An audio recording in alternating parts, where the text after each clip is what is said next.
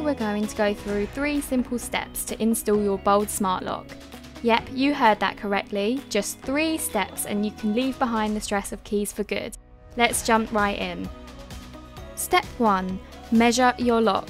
Remove your existing lock and record the inside and outside measurements so you can choose a Bold Smart cylinder that's the perfect fit for your door.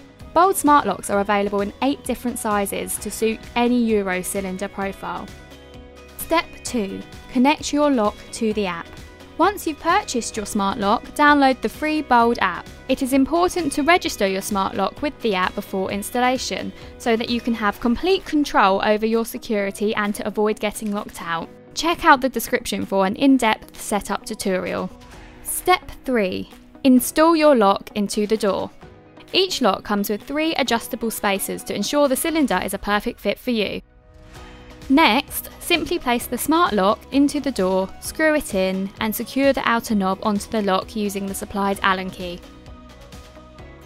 Make sure your smart lock is installed the correct way with the bulb button on the inside and the thumb turn on the outside. It really is that simple.